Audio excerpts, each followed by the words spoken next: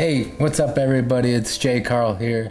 I'm back at it, just doing another painting today, hanging out with you guys. And while I paint, I figured I'd just tell you a story. So, you know how it goes, brush in one hand, memories in the other. We'll let this time lapse run. And, if you've been around for a while, you know these story times are a way of letting you in on stuff that happens behind the scenes, the funny, the weird, you can't make this up kind of stuff. So if you like this, go ahead and hit that subscribe button and ring that bell so you don't miss the next one. And if you drop a comment below, let me know where you're watching from, or tell me if you've ever been to one of those run-ins with authority where you're like, bro, what are we really even doing right now? I love reading those stories. Some of you cracked me up with what you've been through. All right, I appreciate you being here, and seriously, let's get into it. So this one takes us back to 2012, back when Freaky the Snowman was still new and raw, and out there on Thayer Street in Providence, just doing my thing, making people laugh, And man, there's this one cop, this one officer, we'll call him Bill, and this guy could not stand us. Every single time we showed up, it didn't even matter the time or day, lights flashing the whole show. I'm standing there dressed as a snowman thinking, this dude really woke up today just to hate joy. He'd walk over and he'd start barking, you're blocking the sidewalk, you're disturbing the peace. And I'm like, disturbing the peace? Come on, man, we're just disturbing boredom. People are smiling. He never smiled back though, straight stone face. One time, he tells me, wrap it up or I'll arrest you for failure to move. And failure to move, I said, what kind of job title like I don't move. That didn't matter, he was serious. We filed a complaint like you'd expect, and the department investigated themselves and clearly found themselves innocent of everything. So big shocker there. And we kept at it because it's just never about the prank. It was about the moment when someone's guard drop and they laugh, and the art. So you know me, I don't want to fake it, and so we just moved on, and we went out to Boston and Providence, and we're like, all right, let's just go, break out before this guy gives us a record and a felony over some dumb stuff. So we're at Boston cops, they're a whole different energy, and they're standing back pretending not to care, but you catch them grinning, you can literally see them trying not to laugh. Then one day we scare this lady, and in the background, the cop throws his arms up like a little T-Rex full of Jurassic Park. The clip goes viral, and not because of the scare, but because the T-Rex cops, millions of views. News outlets picks it up. It was on Yahoo and a couple of the talk shows, late night talk shows. It was everywhere. You never know what's gonna blow up online, and sometimes it's a prank, sometimes it's a cop doing a dino impression. After that, we hit Newport, Rhode Island, and those cops were awesome. They'd come out of the coffee shops just to watch.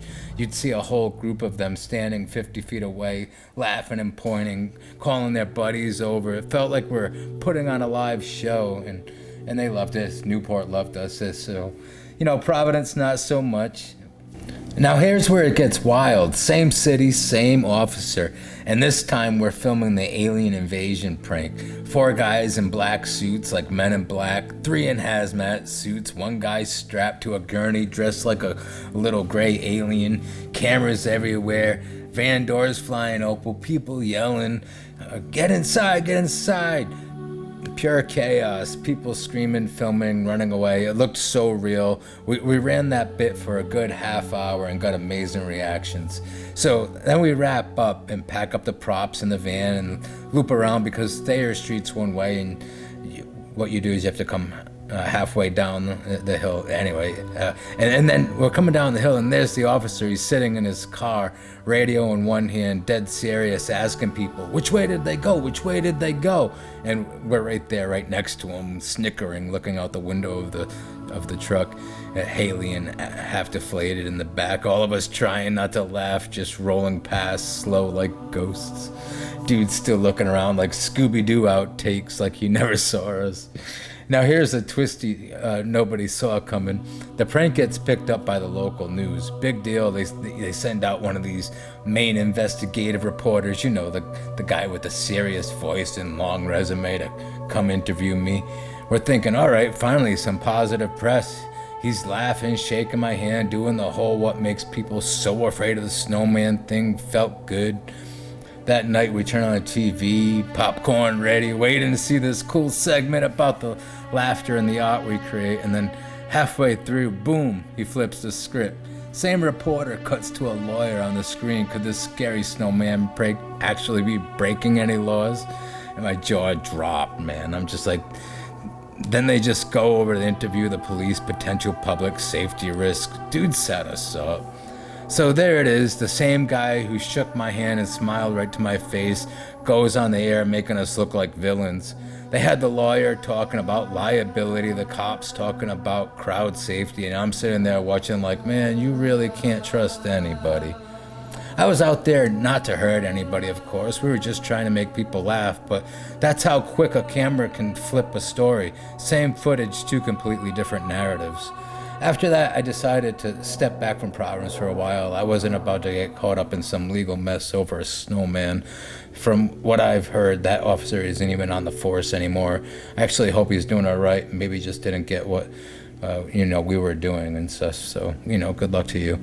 In Providence, man, they really cracked down after that. Musicians, artists, all kinds of street performers. They made it tough for anyone doing any kind of energy work in the sidewalks. So now I go back there, it's quiet, no music, no laughter, just stillness, and honestly sad to see, but I go in there, I do my thing. The city needs weird, they need art. They need that moment where someone's walking down the street stressed out, suddenly they scream, laugh, and remember they're alive. That's the scary snowman, and that's what it's all about for me. And not about fear, not about release. It's that laugh that comes right after the scare. That's the real magic. It's just like Monsters, Inc., So yeah, that's the story of how we got kicked out of Providence, made the Boston police laugh, and outsmarted the cops with an alien, and got away like Scooby-Doo. Hey, if you made it this far, drop a comment. Tell me what city you think I should prank next. Or tell me if you've ever had somebody flip the script on you like that. I actually read all the comments, so don't hold back.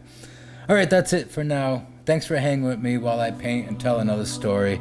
Keep laughing, stay weird, and remember, sometimes the coldest hearts make the warmest memories.